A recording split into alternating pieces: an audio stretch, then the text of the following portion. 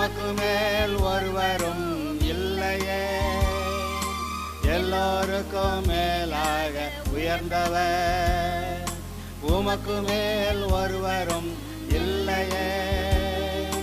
அல்லேலூயா, அல்லேலூயா, அல்லேலூயா, ஆமென்.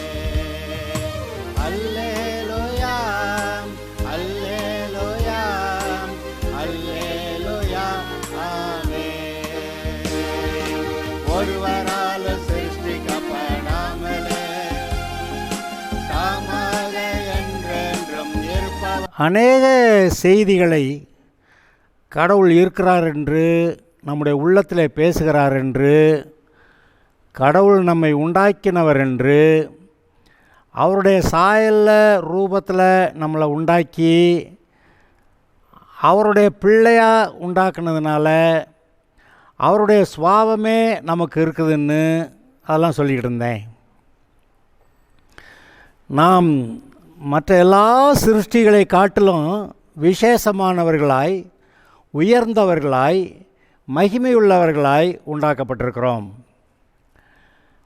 மீதி எல்லா சிருஷ்டிகளையும் ஆளக்கூடிய அறிவு, ஞானம், பலன் எல்லாம் இருக்குது பார்த்தீங்களா? அப்போ இதிலிருந்தே தெரியுது மற்ற எல்லா சிருஷ்டிகளை காட்டிலும் மனிதன் மிகவும் விசேஷமானவன், சிருஷ்டிகளின் சிகரம் அப்படி சொல்லலாம். மற்ற மிருகங்களெல்லாம் மீன்கள், பறவைகள், ஊறுகிற மிருகங்கள், அப்புறம் நாட்டு மிருகங்கள், காட்டு மிருகங்கள் அப்படியெல்லாம் பார்த்திங்கனாக்க அநேக விதமான மிருகங்கள் இருக்கின்றன. ஆனால் மனுஷனை மாதிரி இவ்வளவு விவரமாக தெளிவாக திங்க் பண்ணி ஆராய்ச்சி பண்ணி சில காரியங்கள் கண்டுபிடிக்கிறதுக்கெல்லாம் அதுக்கெல்லாம் ஒன்றும் தெரியாது. கிளியை பேச பழக்கலாம், அது மாதிரி வேறு சில குருவிகள்லாம் பேச பழக்கலாம், சொன்னதை மட்டும் சொல்லி கொடுக்கும், அவ்வளோதான். அது ஒன்று யோசித்து பார்த்து இதை செய்யலாமா அது செய்யலாமா அதெல்லாம் செய்யாது. ஆனால் மனிதன் மிக வித்தியாசமானவன். மற்ற எல்லா சிருஷ்டிகளுக்கு பார்க்கலும் இவன் மேலானவன், சிறந்தவன், சிருஷ்டிகளுக்கெல்லாம் சிகரம் அப்படின்னு சொல்லலாம். ஏன் அப்படி சொல்லிடுறோம்னு கேட்டால், உண்டாக்குன கடவுளை மாதிரியே இவன் இருக்கிறான்னு சொல்கிறான். கடவுள் மனுஷனை உண்டாக்குறப்ப பைபிளில் எழுதியிருக்கு, தேவன் நமது சாயலிலும் நமது ரூபத்திலும் மனுஷனை உண்டாக்குவோமாக அப்படி சொல்லிக்கிட்டே மனுஷனை உண்டாக்குனாராம். திரும்ப சொல்கிறேன், மற்ற எல்லா சிருஷ்டிகளையும் சிருஷ்டித்து முடித்துவிட்டு கடைசியில் மனுஷனை நமது சாயலாக நமது ரூபத்தின்படி உண்டாக்குவோமாக அப்படி சொல்லிக்கிட்டே என்ன செஞ்சாராம்? பூமியில் கொஞ்சம் மண் எடுத்து ஒரு சரீரத்தை செஞ்சாராம். பிறகு தன்னுடைய ஜீவ சுவாசம், மூச்சு விடுறோம்னு சொல்கிறோமே, தன்னுடைய ஜீவ சுவாசத்தை அவனுடைய நாசியிலே ஊதினார், அப்பொழுது அவன் ஜீவாத்மாவானான் அப்படின்னு பைபிளில் எழுதியிருக்கு. இந்த சிருஷ்டிப்பு பற்றி மற்ற சில இடங்களில் என்னென்னமோ சொல்லியிருந்திருக்கோம். அது எவ்வளவு தெளிவாக இருக்குது, தெளிவாக இல்லை, நீங்கள் பார்த்தீங்களா பார்க்கலையா, உங்களுக்கு தெரியுமா தெரியாதா, அதை பற்றி நான் கேட்கல. எனக்கு தெரிந்தவரை மிகவும் தெளிவாக சொல்லப்பட்டிருக்கிற ஒன்று பைபிளில், ஆதியிலே தேவன் வானத்தையும் பூமியும் சிருஷ்டித்தார். அதுக்கு பிறகு மனுஷனை உண்டாக்கும்போது அவருடைய சாயலில் மீதி எல்லாத்தையும் உண்டாக்கிட்டு கடைசியில் மனுஷனை உண்டாக்கும்போது அவருடைய சாயலில், அவருடைய ரூபத்தில், அவருடைய சுபாவத்தோடு உண்டாக்குனார் அப்படின்னு எழுதியிருக்கு. அது மட்டும் இல்லை, 6 நாளைக்கு வேலைக்கு போகணும், 7ஆவது நாள் என்கிட்ட உட்கார்ந்துருக்கணும், அது 7ஆவது நாள் ஓய்வு நாள் அப்படின்னு பைபிளில் எழுதியிருக்கு. இன்றைக்கும் கூட உலகமெல்லாம் 6 நாள் வேலை செய்கிறதும் 7ஆவது நாள் லீவு கொடுக்கறதும் அது இந்த பைபிளுக்குள்ளே தான் இருக்குது. இப்போ வாரத்துக்கு 2 நாள் லீவ் கொடுக்கணுங்கிறவங்க இருக்கிறாங்க, இப்போ 3 நாள் லீவ் கொடுக்கலாமாங்கிறவங்களாம் பேசிகிட்டு இருக்கிறாங்க. ஒரு நாளைக்கு 12 மணி நேரம் வேலை பார்த்தா இப்போ 4 நாள் வேலை பார்த்தா போதும் அப்படின்றலாம் என்னமோ சொல்ல வர்றாங்க. ஆனால் அதெல்லாம் சரிப்படாது. 6 நாள் வேலை, ஒரு நாள் ரெஸ்ட்டு. அப்போ அந்த 6 நாள் இந்த மிஷின் ஓடுது. 7ஆவது நாள் ரெஸ்ட் எடுத்தால் தான் மிஷின் வந்து நல்லா ஓவர் ஆயில் பண்ணி கழுவி சுத்தம் பண்ணி மறுபடியும் ஓட்டுறதுக்கு ரெடி ஆகும். அதுபோல் மெஷின் எப்படியோ அது மாதிரி தான் நம்முடைய சரீரமும். 6 நாள் வேலை, 7ஆவது நாள் ரெஸ்ட்டு. இது பைபிளில் எழுதியிருக்கு. நம்ம அது அப்படி இருக்கிறவங்க நல்லா இருக்கிறாங்க. ஆனால் ஓவர் டைம் ஒர்க் பண்ணுறேன், நான் ஞாயிற்றுக்கிழமையும் சேர்த்து வேலை பார்ப்பேன் அப்படின்றவங்க சீக்கிரமாக களைச்சி போயிடுவாங்க, சோர்ந்து போயிடுவாங்க. அது வந்து அப்புறம் வண்டி தொடர்ந்து நல்லா ஓடாது, சீக்கிரமாக வயசாயிரும், அப்புறம் சீக்கிரமாக போய் சேர்ந்துருவாங்க. ஒரு நாள் ரெஸ்ட் பற்றி எழுதியிருக்கு. தேவன் அவருடைய சாயலில் அவருடைய ரூபத்தில் மனுஷனை உண்டாக்குனாருன்னு, 6 நாள் வேலை பார்த்து 7ஆவது நாள் ரெஸ்ட்டுன்னு, இதெல்லாம் இந்த உண்டாக்குன அந்த இடத்துல எழுதியிருக்கு. அப்புறம் இந்த கடவுள் யாருன்னு கண்டுபிடிக்கிறத பற்றி இப்போ இன்றைக்கி சொல்லிக்கிட்டு இருக்கேன். கடவுள் உண்மையாகவே கடவுள் யார் நம்ம கண்டுபிடிக்க முடியுமா? கடவுளே இல்லைன்னு சொல்லிக்கிட்டு இருக்கிற ஒரு கூட்டம் இருக்கிறாங்க. எங்கே காட்டு பார்க்குறேன் அப்படின்வாங்க. காட்டெல்லாம் முடியாது. இந்த காற்றை காட்டவா முடியுது? ஆனால் காற்றடிக்கிறப்ப நம்ம முகத்தில் காற்றடிக்குது தெரியுது. ஃபேன் போட்டால் காற்றடிக்குது தெரியுது. அப்போ காற்று இருக்குன்னு தெரியுது, ஆனால் பார்க்க முடியாது. அதுபோல் கடவுள் இருக்கிறார், சில வேலைகளை செய்கிறாரு. அந்த வேலைகள் மூலமாக கடவுள் இருக்காருன்னு தெரியுது, ஆனால் கடவுளை பார்க்க முடியல, ஆவியாக இருக்கிறார். அதே போல் இந்த கெட்ட ஆவிகள், தீ ஆவிகள், இந்த மந்திரவாதிகள் பயன்படுத்துகிற பொல்லாத தீ ஆவிகள், அசுத்த ஆவிகள், அந்த ஆவி எப்படியோ அதன்படி நடக்கிற ஆள் அப்படி ஆவி, அந்த புத்தி அவனுக்கு வந்துடுது. ஒரு மனுஷனை அசுத்த ஆவி நடத்தினா அசுத்தமான பேச்சு, அசுத்தமான செயல், வாழ்க்கையும் அசுத்தமாகிடுது. இவன் ஒரு நாரப்பையவனோட சேராத அப்படி சொல்லலாங்கிற அளவுக்கு அவங்களோட வாழ்க்கை அசுத்தமாக இருக்குது. அல்லது ஒரு திருட்டு ஆவி, கொலைகார ஆவி, விபச்சார ஆவி, இதெல்லாம் நல்ல ஆவிங்களா? இன்றைக்கும் சில ஆட்களை பார்த்திங்கன்னா திருடாமல் என்னால் இருக்க முடியாதுங்க, பொய் சொல்லாமல் இருக்க முடியும். அது எப்படிங்க பொய் சொல்லாமல் இருக்கிறது? அப்புறம் எப்போல்லாம் எனக்கு வாய்ப்பு கிடைக்கிது அப்போல்லாம் விபச்சாரம் பண்ணிடுவேங்க. வாய்ப்பு கிடைக்கிறது மட்டும்தான். அப்போ இவங்களை அதாவது பல கெட்ட குணங்கள் இருக்குது. இந்த ஆட்கள் பார்த்திங்கன்னா ஏதோ ஒரு கெட்ட குணத்தை பிடிச்சிக்கிட்டு இது இல்லாமல் என்னால் இருக்க முடியாது அப்படின்னு சொல்கிறான். அப்படின்னா என்ன அர்த்தம்? அந்த ஆவி அவனை கண்ட்ரோல் பண்ணுது அப்படின்னு அர்த்தம். அப்போ இப்படி பலவிதமான தீய ஆவிகள் வித்தியாசமான கெட்ட குணங்களை ஒவ்வொருத்தட்ட கொடுத்துட்டு அவங்க யாரெல்லாம் எந்த குணத்தை ஏற்றுக்கிறாங்களோ அந்த ஆவி அவன்கிட்ட போய் குடியிருக்க போயிடுது. ஹலோ, கொஞ்சம் முழிச்சு பாருங்க. ஏன்டா இவன் கெட்ட வார்த்தையாக பேசுகிறான்னா அந்த கெட்ட வார்த்தை பேச வைக்கிற ஆவி அவன்கிட்ட இருக்குது. அவன் அதுக்கு இடம் கொடுக்குறான். எப்போ பார்த்தாலும் திருடுவேன் அப்படின்னா திருட்டு ஆவி வந்து அவன்கிட்ட போய் குடியிருக்கும். வாய்ப்பு கிடைக்கிறப்பெல்லாம் திருடுவேன். சண்டை போடுற ஆவி, எதுக்கு எடுத்தாலும் சண்டை போடுறது, மற்றவங்கள குறை பேசுறது, வம்புழுக்கிறது, சண்டை போடுறது, அதுக்கு ஒரு ஆவி இருக்குது. அவனை பார்த்தா அவனை திருத்தவே முடியாதுங்க. ஒரே மனைவியோடு தான் வாழணும் அப்படின்னு பொதுவான நியமம். ஆனால் 2 பெண்டாட்டி வேணும், 3 பெண்டாட்டி வேணும்னா அது வந்து உண்மையான பொதுவான கடவுள் ஏற்படுத்தின நியமம் அல்ல. சில ஆள் சொல்லுவேன், குடும்பத்தை அங்கே வச்சுட்டு அவள் இல்லைன்னா என்னால் வாழ முடியாதும்பேன். அவள் இல்லைன்னா வாழ முடியாதா? அப்போ அந்த அவளை பிடிச்சி அவளோட உன்னை போட்டு தாக்கணுன்னு இருக்கிற ஒரு ஆவி உன்னை அங்கே பிடிச்சி உன்னை கண்ட்ரோலில் வச்சுருக்குது. கஞ்சா போடாமல் இருக்க முடியாதுங்கிறேன். அப்போ கஞ்சா போட வைக்கிற ஆவி அவன்கிட்ட வேலை பார்க்குது. மற்ற எத்தனையோ குடிகார ஆவிகள், குடிச்சுப்பிட்டு ரோட்டில் உருண்டு கிடப்பான் பாருங்கள். அதில் குடிச்சுப்பிட்டு வண்டி ஓட்டுறேன் நீங்கள் போய் ஆக்சிடெண்ட் ஆகிக்கிட்டு இருப்பான். குடிச்சுப்பிட்டு வீட்டில் போய் மனைவி பிள்ளைகளை அடிச்சுக்கிட்டு இருப்பேன். அது குடிகார ஆவி. அப்போ பலவிதமான தீய ஆவிகள் பூமியில் இருக்குது. அந்த ஆவி என்ன குணமோ அந்த குணம் இந்த ஆளுகள்கிட்ட வந்துடுது. இவனுக்கு மூக்கு மேலே கோபம் வருங்க. அந்த மூக்கு மேலே கோவம் வைக்கிற ஆவி அவன்கிட்ட இருக்குது. அதுக்கு இடம் கொடுக்குறான் அவன். அது இடம் கொடுத்ததுனால அவன்கிட்ட விடுதலையோட வேலை பார்க்குது. நம்ம உண்மையாகவே பொறுமையாக இருக்கணும். எல்லா காரியத்தையும் நம்மளே போய் சரி பண்ணிட முடியுமா? ஆனால் பொறுமையாக இருந்து எதை கடைசியில் என்ன செய்ய முடியும்னு பார்த்து நிதானமாக எல்லாவற்றையும் சரியாக செய்ய போனால் ஓரளவுக்கு எல்லாத்தையும் நல்லா செய்யலாம்.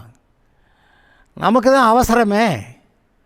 இந்த பொண்ணை விட்டால் போச்சு, அந்த மாப்பிள்ளையை விட்டால் போச்சுன்னு அங்கே போய் கடை வாங்கி இங்கே போய் கடை வாங்கி அங்கே பேசி இங்கே பேசி எங்கேயாவது கடைசி கல்யாணம் பண்ண பார்த்தா கொஞ்ச நாள் கழித்து ஏன்டா இந்த கல்யாணத்தை பண்ணோம்னு இருக்குது. அப்போ இந்த ஏமாத்துகிற ஆவிகள்லாம் தரகுகள், கல்யாண தரகர்லாம் இருக்காங்களே, எப்படியோ காரியத்தை அதையும் இதையும் சொல்லி காரியத்தை முடிச்சு விட்டா அவனுக்கு தரகு கிடச்சிடும். அப்போ அதுபோல் வீடு வாங்கி விற்கிறதுக்கு, நிலம் வாங்கி விற்கிறதுக்கெல்லாம் தரகர்கள் இருக்கிறாங்க. அவங்களுக்கு ஆசை காரியம் ஆகணும். இப்போ நில விலையெல்லாம் ஏறினது எதுன்னு நினைக்கிறீங்க? எம்பிட்டு விலை ஏறிச்சா அந்த அளவுக்கு பர்சன்டேஜ் தானே அவனுக்கு. அதனால் விலை ஏற்றி விற்கணும், அதுதான் அவனுடைய ஆசை. அப்போ அவன் காசு சம்பாதிக்கிறதுக்காக மற்றவனை போட்டு சிக்கலில் மாட்டி விடுறான். ஆக மனிதர்கள் கெட்ட குணங்கள் நிறையா இருக்கிறவங்க இருக்காங்க. ஆனால் ஏதோ ஒரு கெட்ட குணம் அவனை பிடிச்சிக்குது. அப்போ அந்த கெட்ட குணத்தை விட்டு அவனால் விடுதலையாக முடியலைன்னாக்க என்னால் முடியலைங்க அப்படின்னு சொல்லுவேன். அப்போ அந்த ஒரு ஆவி அவனை கண்ட்ரோல் பண்ணுது. நீங்கள் போய் பார்த்துட்டு வந்தீங்களான்னு கேட்காதீங்க. இதெல்லாம் நாங்கள் ஆராய்ந்து பார்த்து ஜோசியக்காரன், மந்திரவாதி, இந்த மாதிரி காரியங்களெல்லாம் என்ன செய்கிறாங்கன்னு போய் பார்த்து கவனித்து அவங்க பேசுகிறத கேட்டு, கடவுள் நம்முடைய உள்ளத்தில் பேசுகிறத கவனித்து எல்லாத்தையும் பார்த்துட்டு ஆராய்ந்து பார்த்து சொல்கிறோம். அப்போ அந்த தீய ஆவிகள் கடைசியில் ஒட்டு மொத்தத்தில் கடைசியில் உங்களுக்கு எடுத்துடணும். அதுதான் அதோடைய நோக்கமே. ஆனால் கடவுள் கெடுப்பாரா? நம்மை உண்டாக்கின கடவுள் நம்மளை கெடுத்தா விடுவார்? அவர் கெடுக்கிற வேலைக்கு வரமாட்டார். அவர் நம்ம பிள்ளைகளை எப்படி நாம் நல்லா படிக்க வச்சு நற்குணசாலிகளாக வச்சு பின்னாடி நல்ல ஒரு கல்யாணத்தை பண்ணி வச்சு நல்ல வாழ்க்கையை ஏற்படுத்தி கொடுத்து அவங்களுக்கு வீடு வாசல்லாம் ஏற்படுத்தி அவங்கள நல்லா வாழ வைக்க நீங்கள் எவ்வளோ பிரயாசப்படுறீங்க. அப்போ உங்களை பெற்ற கடவுள் உங்களுக்கு நன்மை செய்கிறது தான் அவருடைய முழு விருப்பமாக இருக்குது. அதனால் மனதில் நல்ல ஒழுக்கமாக இருக்கணும்னு பேசுகிறாரு. அக்கிரமத்தில் போகாமல் கிரமமான ஒரு ஒழுங்கான ஒரு ஒழுக்கமுள்ள வாழ்க்கையை வாழணும்னு நம்முடைய இருதயத்தில் பேசுகிறாரு. இப்போ நான் கேட்குறேன், நம்ம எல்லோரும் நல்லவங்களாக இருந்து நல்ல ஒழுக்கமுள்ளவர்களாக இருந்து நல்ல பேர் வாங்கி அநேகருக்கு நம்ம உதவியும் செய்யணும்னு ஏங்க உங்கள் இருதயத்தில் அப்படி ஒரு ஆசை இல்லவே இல்லையா? இருக்குல்ல. என்ன தெரியுது? இந்த நிஜ கடவுள் உங்கள்கிட்ட பேசி நல்ல ஒழுக்கமுள்ள அக்கிரமத்துக்கு போகாமல் கிரமமான ஒரு வாழ்க்கை, அதில் நல்லா வாழணும் அப்படின்னு சொல்லி கொடுக்குற, வேலைகளை நன்றாய் செய்கிற, தேர்ச்சியாய் செய்கிற, படிக்கிற பிள்ளைங்க இந்த அப்போ கேள்விப்படுறான், ஒரு பிள்ளை 600க்கு 600 மார்க் வாங்கியிருக்கு. மற்ற பிள்ளைய வாங்க முடியுமா? முடியாதா? முடியும். ஆனால் அவங்க கவனமெல்லாம் வேறு எங்கேயோ போகுது. இந்த பிள்ளை மற்ற வேலையெல்லாம் பார்த்துக்கிட்டு படிக்கிறதெல்லாம் கவனம் செலுத்தி 600க்கு 600ங்க. அப்போ எந்த ஒரு வேலையையும் படிக்கிறதா இருந்தாலும் சரி, செய்கிற வேலையாக இருந்தாலும் சரி, இல்லை மற்றவர்களோட உறவு நல்ல சரியான உறவில் இருக்கிறதானாலும் சரி, எல்லாவற்றையும் ஒழுங்காக கிரமமாக ஒரு நல்ல ஒழுக்கத்தோடு கூட நம்ம வாழ முடியும். சில ஆளுங்க பாருங்கள், வாழ்வாள்னு கத்திக்கிட்டு இருப்பாங்க. வீட்டுக்குள்ளே தான் இருப்பாங்க, வீட்டுக்குள்ளே இருக்க ஆள்கிட்ட தான் பேசிக்கிட்டு இருக்காங்க, வாழ்வாள்னு கத்துவாங்க, தெருவெல்லாம் சத்தம் கேட்கும்.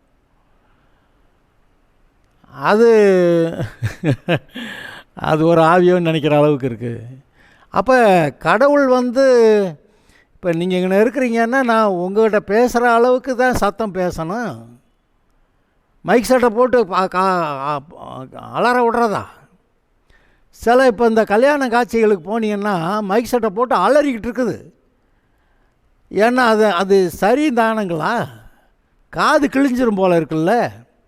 ஏங்க அங்கே இருக்கிறவங்களுக்கு கேட்குற மாதிரி நல்லா மெலோடியஸாக இனிமையாக நல்லா ஒரு மியூசிக்கை போட்டால் எவ்வளோ நல்லா இருக்கும்.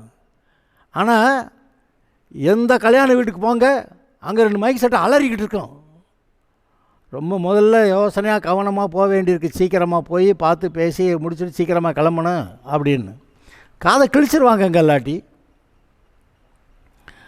அப்போ இந்த குறிப்பிட்ட விஷயத்தில் ஏறக்குறைய எல்லாருமே இந்த மாதிரி நாய்ஸ், நம்முடைய காது கேட்கக்கூடிய செவித்திறன் குறைஞ்சிரும்னு நினைக்கிற அளவுக்கு அவ்வளோ நாய்ஸ் வருது. டமால்னு குண்டு வெடிச்சாக்க காதே போச்சுங்க அப்படின்னு நினைக்கிற அளவுக்கு இருக்கா இல்லையா? கொஞ்சம் நேரம் ஆகும் காது சரியாக. அப்போ எல்லா விதத்திலும் நாம் ஒழுங்கும் கிரமமாக நல்ல ஒழுக்கத்தோடு கூட வாழ்கிறத, வருங்காலங்களில் முன்னேறத, அதாவது உங்களுடைய பரலோகத்தில் இருக்கிற பிதா பூரண சர்க்குணராக இருக்கிறது போல் நீங்களும் பூரண சர்க்குணராக இருங்கள் அப்படின்னு எழுதியிருக்கு.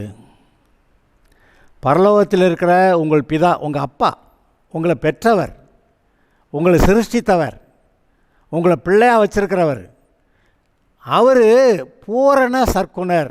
சர்க்குணம்னாவே குணம், சர்க்குணம், அப்புறம் பூரண சர்க்குணம். அவர் குற்றச்சாட்டுக்கு அப்பாற்பட்டவர். அவர்கிட்ட எந்த குறையும் குற்றமும் கண்டுபிடிக்க முடியாது. அப்படி ஒரு ஆள் கடவுள். அவர் நீங்கள் அவர் மாதிரி அவர் பிள்ளையாக இருக்கணுங்கிறாரு. குரங்கா, கரடியா, சிங்கமா, அப்படியெல்லாம் நம்ம இருக்கிறத அவர் விரும்ப மாட்டார். அவர் பிள்ளையாக இருக்கணும். இப்போது நம்ம வீடுகளில் இந்த குடும்பத்துக்கு ஏற்ற குணம், அந்த ஜாதி ஜனம் அந்த குடும்பத்துக்கு அதுக்கேற்ற குணத்தோடு அந்த பிள்ளைய அந்த குடும்பத்துக்கு ஏற்றாப்புல இருக்கணும்னு மக்கள் எதிர்பார்க்குறாங்க. அதுபோல் கடவுளும் தன்னை போல தான் பிள்ளைங்க இருக்கணும்னு ஆசைப்படுறதில் ஆச்சரியமா? அது கேட்குறாரு, அதுபடி நம்முடைய உள்ளத்தில் பேசுகிறாரு, அடங்கியிருன்றாரு. அவர் நம்மளை ஏற்ற காலத்தில் உயர்த்தும்படிக்கு அவருடைய பலத்தை கைக்குள்ளே அடங்கி இருக்க வேண்டும். அவருக்கு செவி கொடுக்கணும், அவர் பேசுகிறத கேட்டு அடங்கி இருக்கணும் அப்படின்னு பைபிள் சொல்லுது. அப்படி அடங்கி இருந்தால் தான் நம்ம நல்லா இருக்க முடியும்னு சொல்லியிருக்கு. இங்கே பாருங்க, ஒரு நல்ல ஆவிகள், அப்புறம் கெட்ட ஆவிகள் நிறையா இருக்குது. அவங்கெல்லாம் அவங்க காரியத்தை சாதிக்கிறாங்க. நம்மகிட்ட பேசி நம்ம மூலமாக வேலை செஞ்சு நம்மளே அவங்கள போல கெடுக்கிற கெட்ட ஆட்களை நம்மளை மாற்றுறாங்க. அதான் பொய்கார ஆவி, கெட்ட வார்த்தை பேசுகிற ஆவி, குடிகார ஆவி, அப்புறம் இந்த சாராயம், இந்த கஞ்சா போடுற ஆவி, அப்புறம் சிண்டு முடிஞ்சுடும். 4 பேருக்கு சண்டை வர்ற மாதிரி ஏதாவது சிண்டு முடிஞ்சு விட்டால் தான் அவனுக்கு நிம்மதி. அப்படி ஒரு ஆவி இருக்குது. பெருந்தீனின் ஆவின்னு ஒன்று இருக்குது. கனநித்திரையின் ஆவின்னு ஒன்று இருக்குது. தூங்கிட்டே இருப்பேன். அப்போ குடிக்காமல் இருக்க முடியலன்னா அப்போ அந்த ஆவியோடைய கண்ட்ரோலில் இவன் போயிட்டேன், இவனால் குடிக்காமல் இருக்க முடியல. அப்போ எவ்வளையா பார்த்து சைட் அடிக்காமல் என்னால் இருக்க முடியல அப்படின்னா அப்போ அந்த ஆவி இவனை சீக்கிரமாக கொன்னே விடுங்க. வேண்டாத இடத்துல போய் ஏதாவது போய் சைட் அடிச்சுட்டு இருப்பான், எவனா ஆட்டி போட்டு கொண்டுருவேன். அந்த மாதிரி ஆவிகள் இப்படி நிறைய ஆவிகள் இருக்குது. ஆனால் கடவுள் ஒரே ஒரு ஆள். 2 கடவுள் இருந்தால் என்ன நடக்கும்னு நினைக்கிறீங்க? அவங்களுக்குள்ளே குஸ்தி, குடுமி இப்படி சண்டை வந்துடும். நீயா நானா பார்த்துருவோம் அப்படின்னு ஒரு நிலைமை வருமா வராதா? அப்போ கடவுள்னு நினைக்கும் போதே எல்லார காட்டிலும் பெரிய ஆளுன்னு நீங்கள் எதிர்பார்க்குறீங்க. இவரை விட இன்னொரு ஆள் பெரிய ஆள் இருந்தால் அப்போ இவர் கடவுள் இல்லை. அப்போ கடவுளை கண்டுபிடிக்கணும். உண்மையான கடவுள் யார் அப்படின்னு ஒரு கேள்வி. அது எப்படி அவரை கண்டுபிடிக்கிறதுன்னு ஒரு கேள்வி. அப்போ ஒரு சில குறிப்புகள் நம்ம எடுத்துக்கலாம். இதெல்லாமே நான் பேசுகிற எல்லாமே உங்களுடைய மனம் சார்ந்தவை, உங்களுடைய மனசாட்சி சார்ந்தவை. நான் அங்கே போட்டிருக்கு இங்கே போட்டுக்கலாம் சொல்லி நான் அதை நீங்கள் கேளுன்னு சொல்லலை. நான் சொல்கிறதான் கேட்கணும்னு நான் சொல்லலை நான். ஆனால் உங்களுடைய இருதயத்தில் உங்களுக்குள்ளே எல்லாமே தெரியுதே. உங்களுக்கு தெரிஞ்ச விஷயத்த நான் லைட் போட்டு காட்டுறேன், அவ்வளவுதான். உங்களுடைய இருதயங்களில் நீங்கள் நல்லவனாக இருக்கணுங்கிற ஆசையும் இருக்குது. அப்போ ரகசியமாக தனியாக இருக்கிறப்ப ஏன் அவெல்லாம் அனுமதிக்கிறானே, நம்மளும் இதை செஞ்சா என்ன, அப்படி ஒரு ஆசையும் வருது. வரலையா? அது எல்லாருக்கும் வருது, எனக்கும் வருது. நம்ம அந்த கெட்ட காரியங்களுக்கு தலையிட மாட்டேன்னு தீர்மானிச்சிருக்கோம். அதனால் என்ன வந்தாலும் அது அது அது அங்கே இருக்கலாம். அதெல்லாம் 1000 காரியம் இருக்கலாம். அந்த 1000 என்னை ஒரு தப்பு பண்ண வைக்க முடியாது. ஏன்னா ஒரு தீர்மானம் எடுத்திருக்கேன், நான் ஒழுங்காக இருக்கணும், நியாயமாக நீதியாக எல்லாத்தையும் அன்பாக இருந்து பரிசுத்தமாக இருந்து வாழ்க்கையை வாழணும் அப்படின்னு நான் ஒரு தீர்மானம் எடுத்திருக்கேன். அதனால் ஊரில் இருக்கவங்கெல்லாம் என்ன கண்ட ஆவிகள் கண்ட மாதிரி என்னை ஆக்கிட முடியாது. அப்போ இந்த தீய ஆவிகளுக்கு இடம் கொடுக்காம நிஜ கடவுள் அவர் நல்லவராக இருப்பார்ல, அவர் நல்லவருங்கிறவர் எல்லாரோட பெரிய ஆளாக இருக்கணும்னு இப்போ சொன்னேன். அடுத்து அவர் பரிசுத்தமாகவும் நீதி உள்ளவராகவும் இருக்கணும். அவர்கிட்ட 100 ஓட்டைங்க, அந்த ஆள் கடவுள் திருடினாருங்க, அந்த கடவுளே சண்டை ஓடுவாருங்க, அந்த கடவுளே சில அசிங்கமான வார்த்தையெல்லாம் பேசுவாருங்க. அது கடவுளாக இருக்கவே லாயக்கு இல்லைங்க. அடுத்து கடவுளுங்கிறவர் நம்மக்கிட்ட பேசணும், புத்தி சொல்லணும், ஒழுங்காக வாழணும்னு சொல்லணும். அவர் வாட்டுக்கு அங்கே உட்காந்துக்கிட்டு கடைசியில் ஏன்டா நீ தப்பு தாண்டாலாம் செஞ்சேன்னு நம்மளை கேட்க முடியுமா? கேட்குறதுக்கு அவருக்கு நியாயம் இல்லாமல் போயிடும். அப்போ நம்மளை நியாயம் தீர்க்கணும்னாவே மரித்த நாளில் பிறகு நியாய தீர்ப்பு வரும். நம்மளை நியாய தீர்ப்பு நம்ம கொடுக்கணும்னாவே அவர் முதல்ல நம்மகிட்ட எப்படி வாழணும்னு சொல்லியிருக்கணும். அவர் வாட்டுக்கு அங்கே உட்காந்துக்கிட்டு ஏன்டா நீ ஒழுங்காக இல்லை அப்படின்னு நம்மளை கேட்க முடியாது. கேட்குறதுக்கு அவர் ரைட் கிடையாது. அப்போ ஒழுங்காக இருக்கணும்னு அவர் சொல்லணும். ஏதாவது தப்பு தாண்டா ஏற்கனவே நடந்து போச்சு அப்படின்னா, இந்த பார் இது வரைக்கும் நீ எனக்கு தெரியாமல் செஞ்சிட்டேன்னு சொல்லுவேன், ஆனால் இன்னுமே ஒழுங்காக இருக்கணும் அப்படின்னு கட்டாயமாக சொல்லணும். ஏற்கனவே செஞ்சதுக்கு போடா நரகம் அதுவும் நமக்கு சரிப்படாது. அதனால் அவர் என்ன பண்ணணும், தெரியாமல் செஞ்சுட்டேன்னுவேன், இது வரைக்கும் செஞ்சதெல்லாம் விட்டுறேன், ஆனால் இன்னுமே ஒழுங்காக இருக்கணும், என் கூட தான் இருக்கணும், கண்ட பக்கம் போய் ஊர் சுற்றக்கூடாது. அந்த கெட்ட ஆவிகள், பொய்கார ஆவிகள், சாராயம் போட வைக்கிற ஆவி, சண்டை போட வைக்கிற ஆவி, அங்கே பொறுமை இல்லாமல் எதுக்கெடுத்தாலும் ஏதாவது பிரச்சனையை கிளப்புற ஆவி, இந்த ஆவிகள்டெல்லாம் போகக்கூடாது